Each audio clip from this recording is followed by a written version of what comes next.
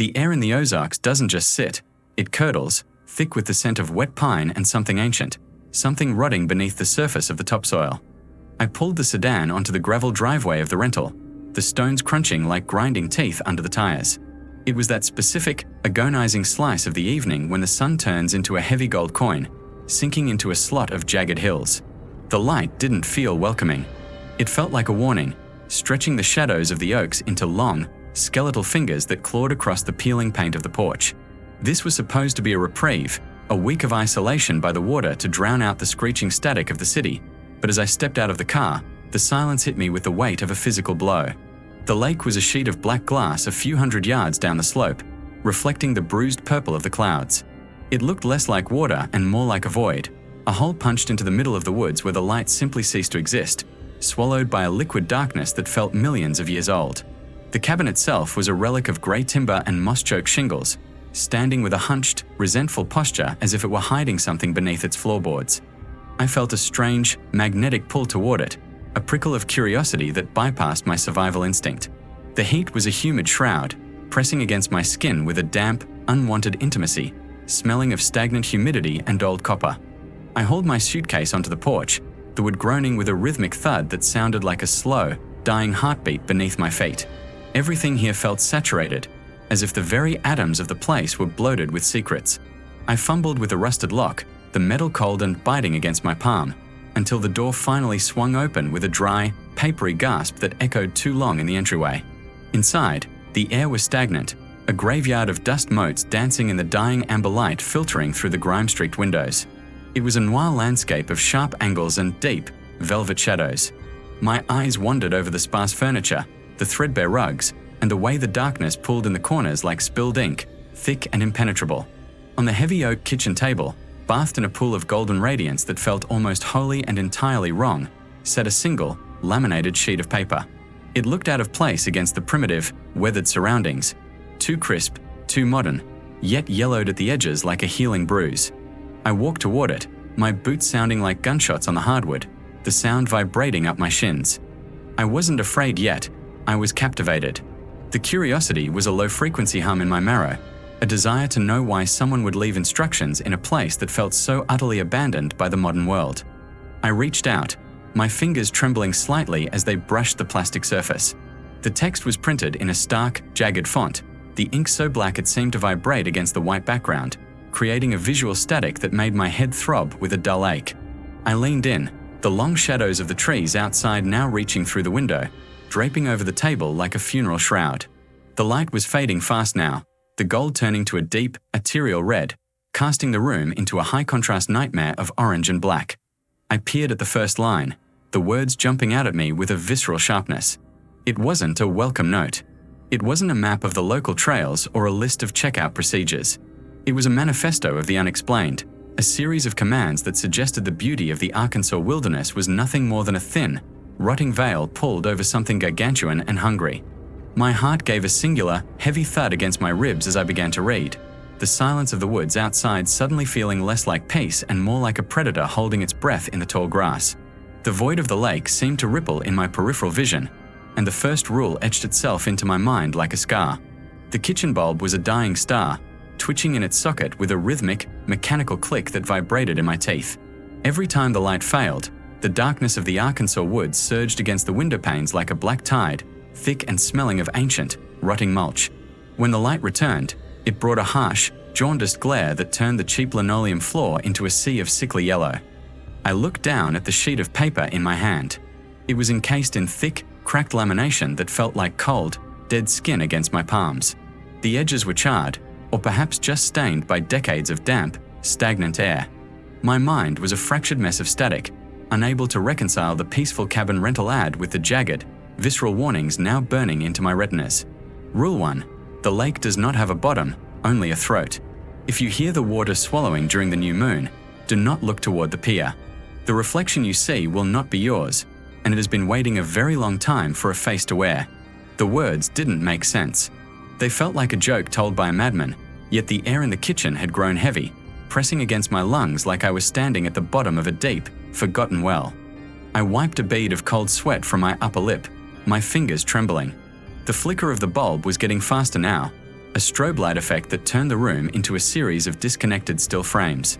In the brief moments of black, I could swear I heard the cabin floorboards groaning, not under the weight of the wind, but under something deliberate. Something heavy. Rule 2. There is a grandfather clock in the hallway. It has not ticked since 1974. If you hear it chime, subtract 3 from the current hour and lock yourself in the pantry. Do not answer the scratching. It is only the wind trying to apologize for what it did to the previous tenants. I glanced toward the hallway. The darkness there was absolute, a vertical void that seemed to suck the flickering light into its gullet. I hadn't even noticed a clock when I hauled my bags in. My heart was a frantic bird trapped in a ribcage of rusted wire. Why Arkansas? Why this isolated, rotting patch of timber and silt? I had wanted silence, but this wasn't silence. This was a predatory stillness, the kind of quiet that precedes a scream. The list felt heavier now, the lamination slick with a moisture that smelled faintly of copper and pond water. Rule 3. The man in the red flannel shirt standing by the tree line at sunset is not a neighbor. He is a memory that refused to rot. If he waves, do not wave back. If you acknowledge his existence, he will begin to move closer by exactly 6 inches every time you blink. A nervous, jagged laugh escaped my throat, sounding like breaking glass in the cramped kitchen. I looked at the window. The sun had set an hour ago, leaving behind a bruised purple sky that had quickly surrendered to the ink of the forest. Was he out there now? Standing in the tall, choking grass where the light of the porch couldn't reach? I refused to look.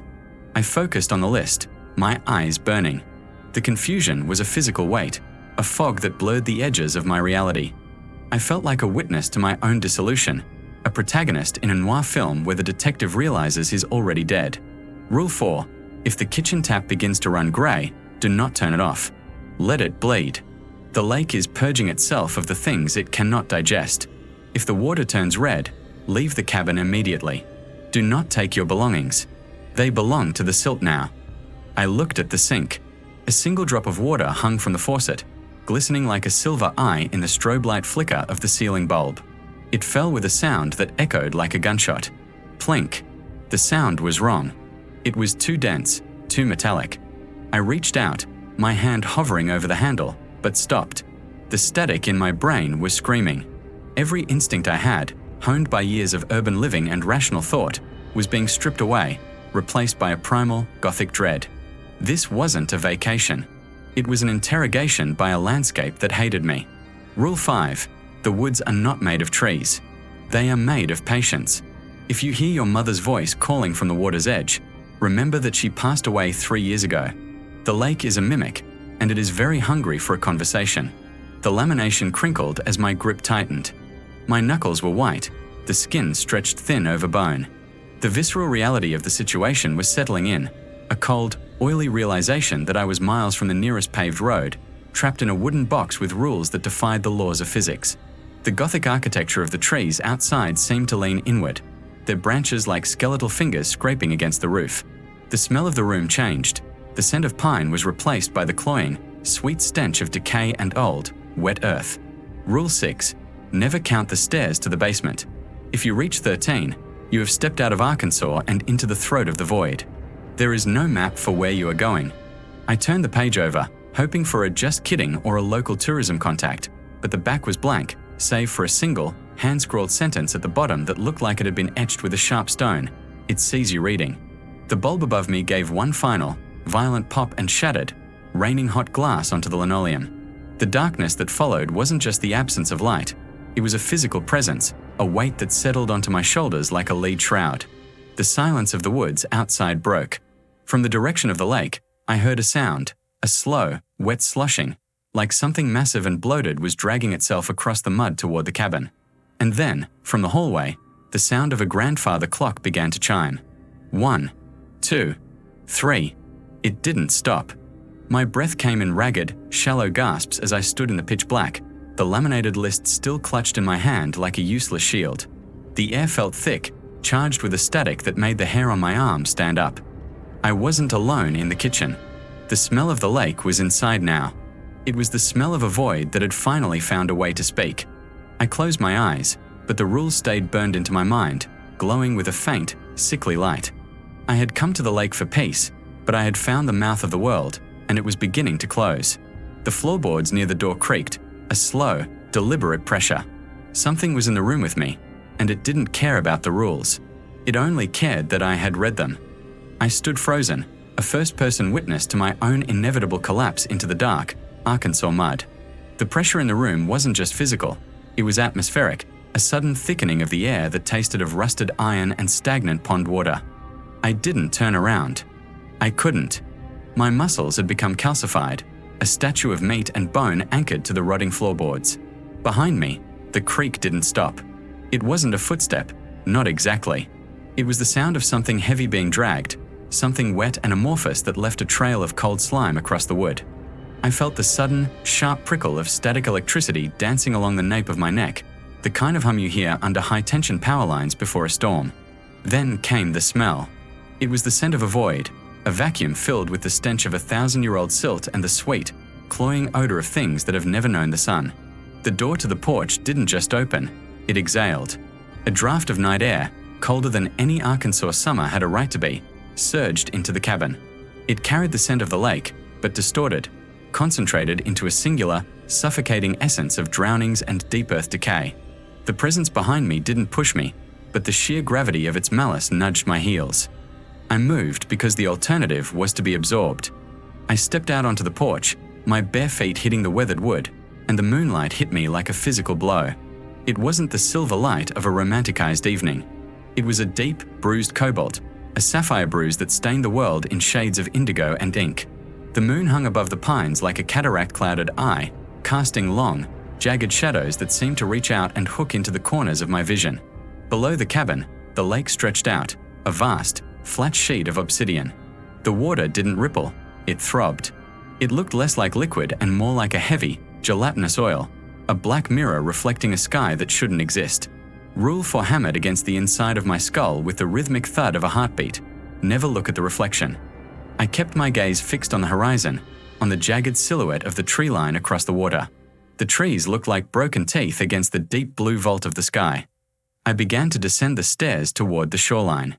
Every step was a negotiation with my own survival. The thing from the cabin followed. It didn't make a sound now, but I could feel it hovering just at the edge of my periphery, a smudge of absolute darkness that the moonlight couldn't penetrate. It was a shepherd, and I was the lamb being driven toward the water's edge. The mud at the bank was cold and slick, clenching around my toes like wet fingers. I stopped where the water met the earth.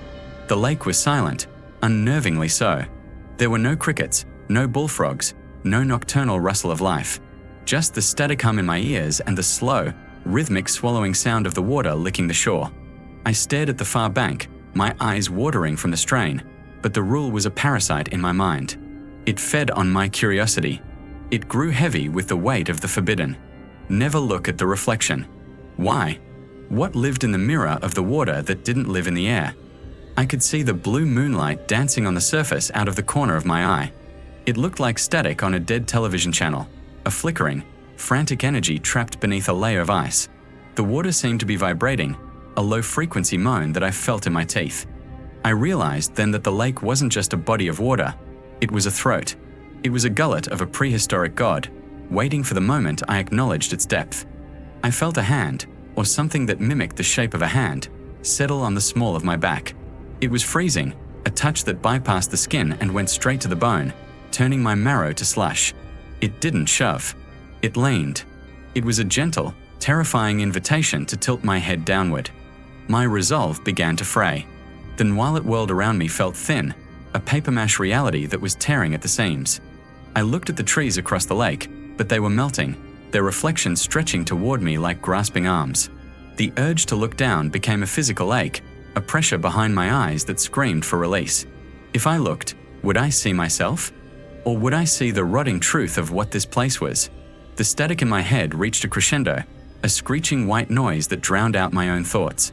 I saw a movement in the peripheral blue, a flash of something pale just beneath the surface of the water, right where my reflection should have been. It wasn't a face. It was a void shaped like a face. It was a hole in the universe, a pocket of nothingness that was staring back at me with eyes that were nothing more than pits of ancient, Arkansas mud. I felt my neck start to creak. My chin began to dip. The weight on my back increased, a crushing pressure that demanded I witness the horror I was standing over. The moonlight on the water began to coalesce, the blue sparks forming patterns that looked like teeth, rows upon rows of jagged, translucent fangs rising from the deep. The lake was no longer a mirror. It was a window into a cellar that had been locked for an eternity. I could smell the rot now, rising in a thick, visible mist from the water's surface. It was the smell of every mistake I'd ever made, every fear I'd tried to bury, every dark thought I'd whispered into the night. It was the smell of the end. The water began to churn, a slow, clockwise rotation that pulled the blue light into a vortex. I was leaning so far forward now that my shadow was cast directly onto the churning surface. But the shadow wasn't mine. The silhouette on the water was elongated, its limbs too long, its head tilted at an impossible, broken angle. The shadow was moving independently of me. It was reaching up. I saw the fingers first, long, spindly threads of darkness breaking the surface of the blue reflection. They didn't splash. They emerged from the water as if they were stepping through a veil. They were made of the same static and void that filled the air. They reached for my ankles, for my throat, for the very breath in my lungs. I squeezed my eyes shut, a desperate, pathetic attempt to claw back some semblance of control.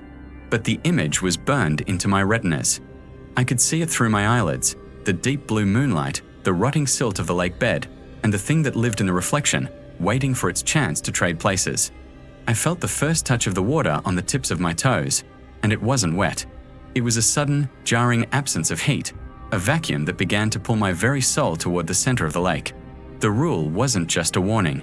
It was a boundary, and I had let the darkness lead me right to the edge of it.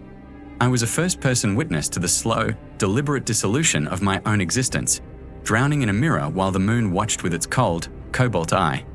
I was sinking into the static, becoming a part of the jagged, visceral nightmare that this Arkansas soil had kept hidden for far too long. The floorboards of my mind were creaking, and the door to the void was wide open. The rasp began as a whisper against the cedar siding, a dry, rhythmic abrasion that felt less like an animal and more like a serrated blade seeking a soft spot in the wood. It was a sound that didn't belong to the night, a sound that bypassed the ears and vibrated directly into the marrow. I stood in the center of the kitchen, the linoleum cold and sticky beneath my bare feet, clutching the heavy mag light like a holy relic. The rulebook I had found tucked inside the rusted tackle box sat on the counter, its edges curled and yellowed, shouting at me in silent, frantic ink. Rule number 4 had been underlined 3 times in a hand that shook so violently the pen had nearly torn the paper. If the scratching moves from the dirt to the wood, do not look through the glass. The glass is a lie, but the human soul is a moth drawn to the flame of its own undoing. My thumb found the switch. The beam of the flashlight cut through the suffocating gloom of the cabin, a stark, surgical white light that sliced the darkness into jagged pieces. It didn't illuminate the room so much as it highlighted the emptiness, the dust motes dancing like microscopic ghosts in the air. I turned toward the window that faced the lake, the glass a black, reflective void that showed me nothing but my own hollowed-out expression, a mask of terror backlit by the cobalt eye of the moon. The scratching stopped. The silence that followed was heavier than the noise. It was a pressurized, expectant thing, a vacuum that sucked the oxygen out of my lungs. I could hear the wet, heavy thud of my own heart, a frantic drum in a ribcage that felt far too small. My breath hitched, a stuttering gasp that sounded like a gunshot in the stillness. I knew it was out there. The Arkansas soil was thin here, a mere skin over an ancient, rotting hunger that had been festering since the stars were young and cold. The lake wasn't just water. It was a stagnant, obsidian lung, breathing out the scent of sulfur and old, forgotten sins. Then it started again, but higher up. A slow, agonizing drag of something hard and calcified against the window frame. Scree, scree, scree. It was the sound of a bone comb through the hair of a corpse. My hand, slick with cold sweat, tightened on the flashlight. My vision began to tunnel, the edges of my world fraying into static. The anxiety wasn't just a feeling, it was a physical weight, a leaden shroud draped over my shoulders, pressing me down into the floorboards that groaned in sympathy with my dread. I moved toward the window. Every step felt like wading through knee-deep mercury. The flashlight beam danced, a frantic, twitching finger of light that searched for a monster and feared finding one. I reached the glass. I didn't want to look, but the rules were a map to a country I was already lost in. Rule 4. The glass is a lie. I pressed the lens of the flashlight against the pane, hoping to kill the reflection, to pierce the veil between the safety of the interior and the predatory hunger of the night. The beam punched through the glass and hit the world outside.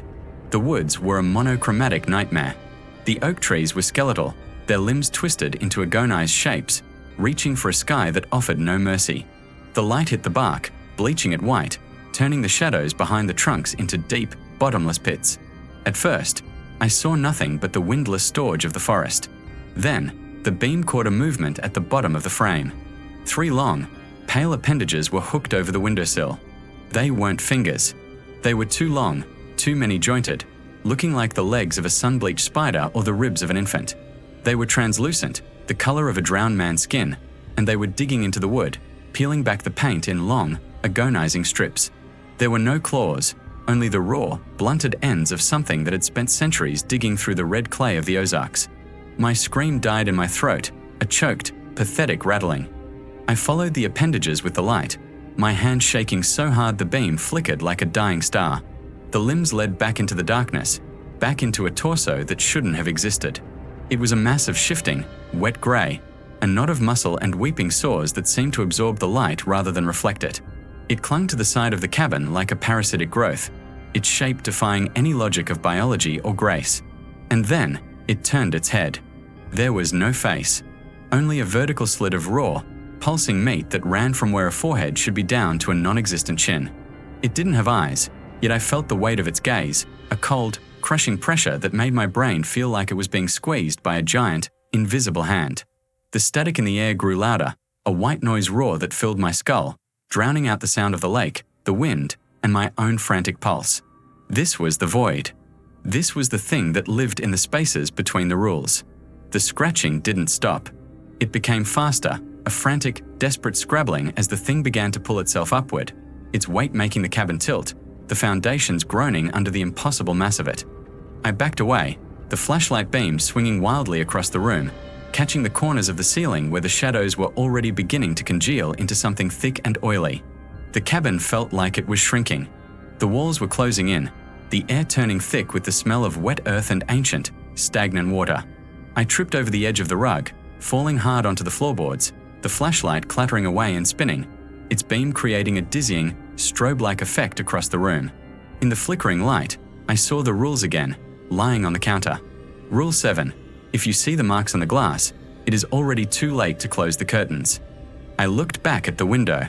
The pale, multi-jointed limbs were gone from a sill, but in their place were long, oily streaks of grey slime that were beginning to eat through the glass.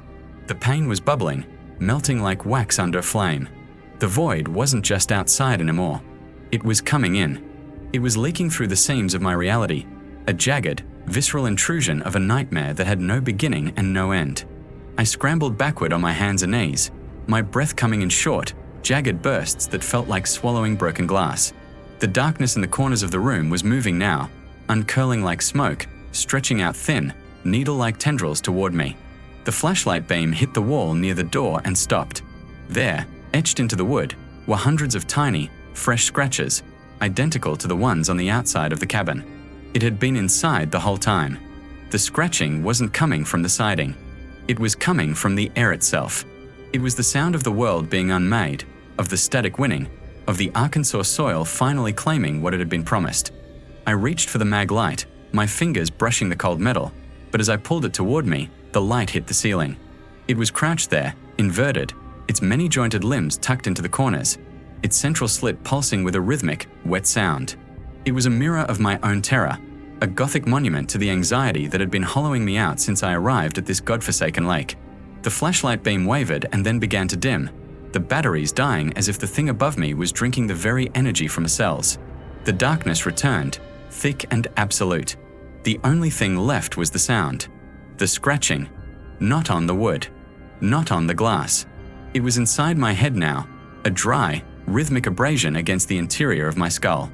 It was the sound of the void finally finding its way home. I closed my eyes, but it didn't matter.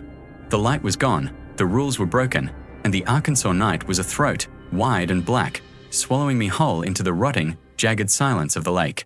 The silence wasn't a lack of sound. It was a physical weight, a pressurized tomb of air that squeezed the breath from my lungs until my ribs felt like dry kindling ready to snap. Then came the first flash. The sky above the Ozarks didn't just light up, it fractured. A jagged, violet vein of electricity tore through the clouds, casting a strobe light glare across the black glass of the lake. In that microsecond of brilliance, I saw it. The water wasn't empty. It was undulating, not with waves, but with the slow, rhythmic heave of a lung. Something massive was displaced, a mountain of wet, slick obsidian rising from the center of the cove where the third rule had explicitly forbidden me to look after midnight. Rule 3. If the water stops rippling, do not seek the reflection. The water hadn't just stopped rippling. It had become a mirror of absolute void, and now, that mirror was shattering from beneath. Darkness reclaimed the world, thicker and more suffocating than before. My heart hammered against my sternum, a frantic, rhythmic thud that sounded like a coffin being nailed shut from the inside. I stood on the edge of the rotted cedar dock, my boots slick with the algae that smelled of old copper and stagnant history. Another flash. Strobe light terror. The creature was closer. It hadn't swam.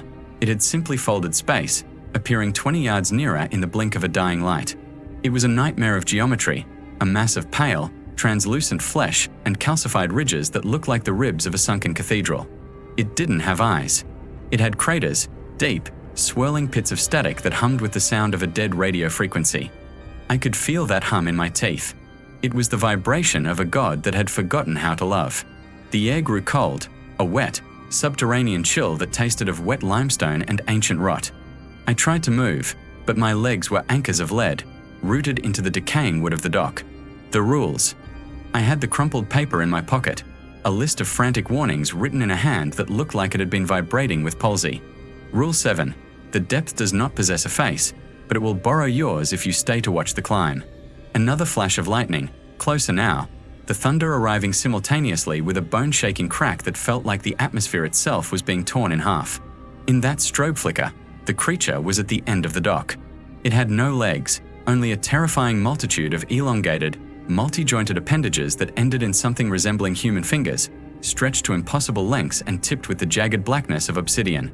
It moved with a sickening, twitching motion, a frame rate stutter that defied the laws of biology.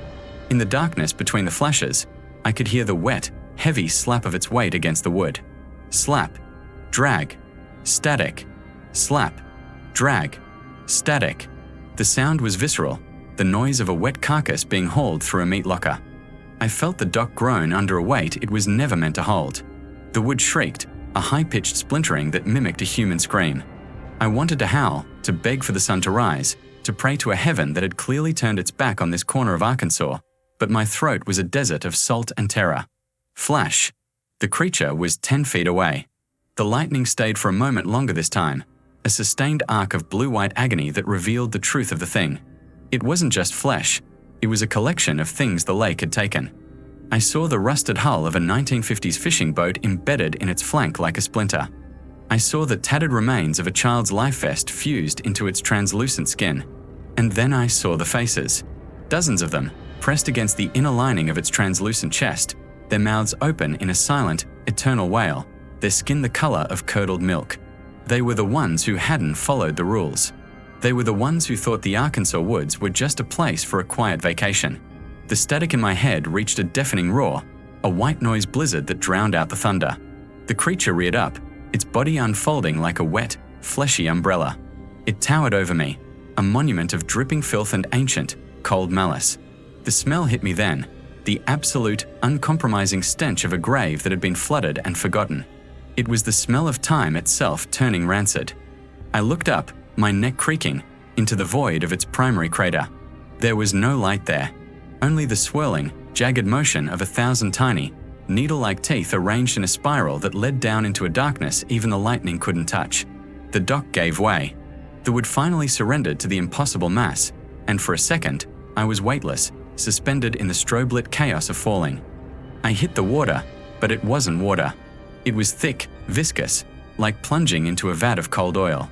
The cold was a physical blow, a jagged blade that cut through my clothes and into my marrow. I surfaced, gasping, my lungs burning with the metallic tang of the lake. Another flash. The creature was above me, silhouetted against the shattered sky. It reached down, its fingers like white, wet branches, extending toward my face with a slow, deliberate grace that was more terrifying than any sudden violence. Rule 12. If it touches you, do not scream. It feeds on the vibration. I clamped my jaw shut so hard I felt my molars crack. The first finger touched my forehead. It was colder than ice. It was a negative heat, a void that sucked the very warmth from my soul. I felt the static transfer from the creature into my brain. My memories began to flicker like the lightning. Jagged bursts of my mother's face, my first car, the smell of Sunday morning coffee, all of them being pulled out, unspooled like magnetic tape and devoured by the thing from the depth. I was being emptied. I was being hollowed out to make room for the lake. The strobe light flashes became faster, a frantic, panicked pulsing of the universe. With every flicker, the creature changed. It was a man. It was a wolf. It was a mountain of eyes. It was the silhouette of the cabin I had rented, its windows glowing with a sickly, internal light. It was the rules themselves, the ink turning into black snakes that coiled around my throat. The lake rose up to meet me, the water thickening into a gel that began to pull me down into the rotting, jagged silence where the sun never reached and the rules were the only religion left. My vision began to fail, the violet lightning fading into a dull, rhythmic throb of grey. I could feel the creature's other fingers now, wrapping around my skull, its elongated digits finding the seams of my bones. It wasn't killing me. It was harvesting me. I was a crop grown in the dark, nurtured by the strange rules of a land that didn't belong to the map. The last thing I saw before the water closed over my eyes was the list of rules floating on the surface, the paper white and mocking against the black oil of the cove. The last rule, the one I hadn't had time to read, the one written in the smallest, most desperate script, finally became clear in a final, dying spark of electricity. Rule 13, there is no vacation. There is only the debt. And the lake always collects. The pressure increased. The static became a symphony. I felt my lungs fill with the cold, thick ink of the depths, and as the light of the world above became a pinprick and then nothing, I realized the creature wasn't a monster from the lake. The lake was the creature. The entire body of water was a single, vast, hungry lung, and I was finally where I belonged. I was the silence. I was the rot. I was the rule that everyone else would eventually break. The void didn't just swallow me. It welcomed me home with a jagged, freezing embrace that would never, ever let go. The grey was more than a colour. It was a weight, a physical presence that pressed against the windows of the cabin like the palm of a giant, drowned hand. It was 4:14 a.m. The sun was an impossibility, a rumour whispered by a world I no longer inhabited. In Arkansas, the humidity doesn't just hang, it rots. It carries the scent of ancient, unwashed things, sediment, stagnant moss, and the copper tang of a fever that refuses to break. I stood in the center of the kitchen, my boots crunching on the grit that seemed to manifest out of the very floorboards. The list of rules was crumpled in my left hand, the paper damp with the sweat of my palm. Rule 7 had been the one that finally broke the dam of my composure. If the mist begins to taste like iron, the departure has already been delayed too long. The taste was there. It was sharp, a jagged needle of blood and static dancing on the back of my tongue. I didn't pack. To pack was to acknowledge that these objects, my clothes, my laptop, my razor, still belonged to a man who had a future. I didn't have a future. I had a window of escape that was closing like a throat. I grabbed my keys from the counter. They felt cold, unnaturally heavy, like they were forged from the same leaden water that sat 100 yards away. The lake. That vast, hungry lung. I could hear it through the walls. It wasn't the sound of waves. It was the sound of a rhythmic, wet heave. Expansion and contraction. The earth was breathing beneath me, and it was suffocating on its own bile. I moved toward the door. Every step was a betrayal of the silence. My joints felt like they were filled with wet sand. The paranoia wasn't a sharp spike. It was a low-frequency hum that vibrated in my teeth. I felt the gaze of the woods through the thin cedar planks. Millions of eyes, or perhaps just one large, multifaceted eye made of leaves and shadow, watching the prey twitch. I reached for the brass knob. It was slick with condensation. I turned it, and the sound of the latch clicking was a gunshot in the void. Outside, the world had been erased. The grey morning mist was a wall of unrefined static. I couldn't see my car, though I knew it was only 20 feet away. The air was a thick, amniotic fluid. I stepped onto the porch, and the wood groaned, a deep, visceral sound of a ribcage snapping under pressure. I froze. Rule 3, do not acknowledge the wood's complaint. I didn't breathe. I didn't move. I stared into the grey, waiting for the static to resolve into a shape. The silence of the Arkansas backwoods is never truly silent. It's a layering of rot. The sound of insects that shouldn't exist in this season. A frantic, dry clicking that mimicked the sound of a Geiger counter in a hot zone. Somewhere out on the water, something broke the surface. It wasn't a splash. It was a wet, tearing sound, like a hand being pulled out of an open chest cavity. I didn't look. I couldn't look. To look was to invite the void in, to admit that I was a witness to the lake's digestion. I stepped off the porch. My boots sank into the mud, which felt less like earth and more like decaying flesh. I could feel the pull of the lake behind me, a gravitational rot that wanted to drag my spine toward the center of the basin. I reached the car. It sat there like a metal casket, the silver paint dulled to a bruised charcoal by the mist. I fumbled with the keys. My fingers were numb, white-knuckle husks. When the lock finally turned, the mechanical thud was followed by a low, mocking echo from the trees. I slid into the driver's seat. The interior of the car smelled of stale cigarettes and something else, something ozone-heavy, like the air after a lightning strike. I didn't look in the rearview mirror. Rule 9. The reflection in the grey is not your own. I kept my eyes focused on the steering wheel, on the cracked leather and the dust. I shoved the key into the ignition. The engine didn't want to wake. It coughed, a dry, metallic rattle that sounded like a throat full of stones. "Come on," I whispered, my voice a jagged ruin. The sound of my own words terrified me. They felt too loud, too human for this place. The car groaned again. On the third turn, the engine caught, but it didn't roar. It hummed with a sick, uneven rhythm, a heart-skipping beats. The headlights flickered on, 2 weak yellow spears that were immediately swallowed by the grey. They didn't illuminate the driveway. They only made the mist look more solid, like a wall of wet wool. I shifted into reverse. The tires spun for a second in the mud, a frantic screaming of rubber against silt, before they found purchase. As I backed away from the cabin, the structure seemed to dissolve into the fog, the dark windows looking like hollowed-out sockets. I felt a sudden, violent urge to scream. The paranoia was no longer a hum. It was a physical weight on my chest, a pair of cold hands tightening around my windpipe. I was leaving, but the lake was still there. It was inside me. It was the rot in my lungs, the static in my brain. I turned the wheel, pointing the car toward the gravel road that led out of the park. The road was a narrow ribbon of grey cutting through a forest of skeletal pines. The trees didn't look like wood. They looked like calcified bone, their branches reaching out like fractured needles to scrape against the roof of the car. Scritch, scritch, a rhythmic, mocking caress. I drove slowly. To go fast was to invite the mist to blind me.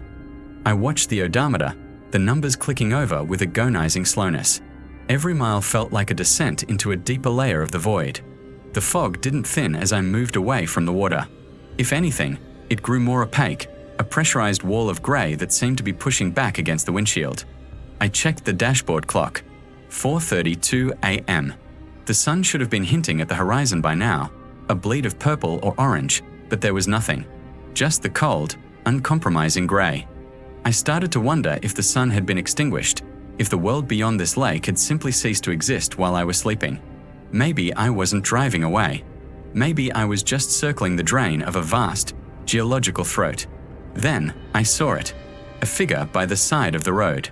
It wasn't standing. It was leaning, its body bent at an impossible angle, like a sapling broken by a storm. It was draped in something that might have been clothes once, but now looked like strips of wet bark. I didn't slow down. My heart hammered against my ribs, a frantic bird trapped in a cage of bone.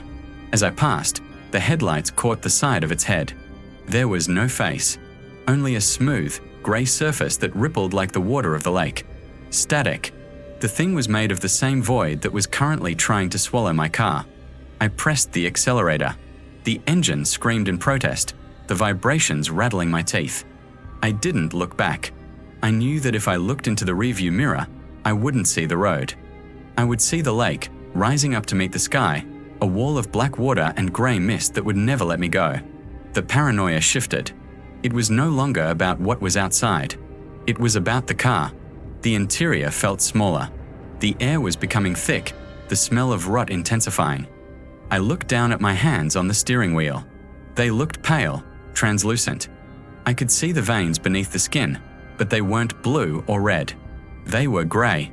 A dark, muddy grey that pulsed with the same rhythm as the lake. Rule 12. If you feel the water in your veins, do not stop driving. I pushed the car harder. The gravel roared beneath the tires, a sound like 1,000 teeth grinding together. The mist began to swirl in the wake of the car, forming shapes that reached out with elongated fingers. I was a ghost driving a ghost, a flicker of dying light in an ocean of encroaching shadow. The road began to incline. I was heading into the hills, away from the basin, but the feeling of being watched didn't fade. It grew more intimate. I felt a breath on the back of my neck, a cold, damp draft that smelled of the deep, sunless places where things go to be forgotten. I didn't turn around. I gripped the wheel until my knuckles cracked. Ahead, the mist seemed to brighten, just a fraction. A pale, sickly luminescence that suggested the world might still have an edge. I drove toward it, a drowning man reaching for a shard of ice. My lungs burned. The iron taste was so thick now I could barely swallow. It felt like I was drinking the lake, one breath at a time, filling my body with its ancient, silent malice. The car hit a pothole, a bone-jarring thud that sent a jolt of pain up my spine. The engine sputtered, died for a heartbeat, and then roared back to life with a sound like a dying scream. I was almost there. I could see the rusted gate of the park entrance, its iron bars twisted and weeping orange streaks of rust. It looked like a mouth with broken teeth, waiting to snap shut. I didn't stop for the gate. I didn't care if I took the bumper off. I tore through the entrance, the sound of metal screaming against metal a welcome distraction from the silence of the woods. I reached the highway, a strip of black asphalt that felt like a lifeline thrown across a void. I turned north, away from the lake, away from the grey, away from the lung that had almost breathed me in. But as I drove, the sun stayed hidden. The sky remained a flat, featureless grey. I looked at the passenger seat. There, sitting on the upholstery, was a fresh sheet of paper. It wasn't the list I had taken from the cabin. This one was new. The ink was still wet, dark, and shimmering like fish scales. Rule 1 for the road. It read, "Do not check the backseat." I stared at the words, the paranoia finally crystallizing into a cold, hard diamond of absolute terror. My hands were shaking so violently I could barely keep the car on the road. The grey mist was still there, clinging to the edges of the highway, a silent audience to my flight. I was leaving the lake, but the lake was done with the shore. It was moving. It was in the car. It was in the air. It was in the marrow of my bones. I looked at my reflection in the side mirror. My eyes were gone. In their place were two small, perfect pools of leaden water, reflecting a sky that would never see the sun again. The rot had won. I wasn't escaping. I was just the delivery system, carrying the silence and the void into the world beyond the pines. The Arkansas mist didn't stay behind. It followed, a loyal, freezing embrace that would never, ever let go. I reached for the radio, desperate for a human voice, for music, for anything that wasn't the sound of my own wet breathing. I turned the knob. Static. Pure, grey static. It filled the cabin, a physical roar that drowned out the engine, drowned out my heartbeat, drowned out the world. And within the static, I heard it. A rhythmic, wet heave. The lake was breathing, and I was the lung. I drove on into the grey morning, a man-shaped hole in the world, carrying the rules of a place that didn't exist to a world that was about to find out how thin the veil really was. The mist wasn't just in Arkansas anymore. It was everywhere. It was the future. It was the end. And as the car sped into the featureless void of the highway, I realized the final rule, the one they never write down because by the time you know it, you've already become it. Rule 0. The lake never lets you leave. It just lets you think you did.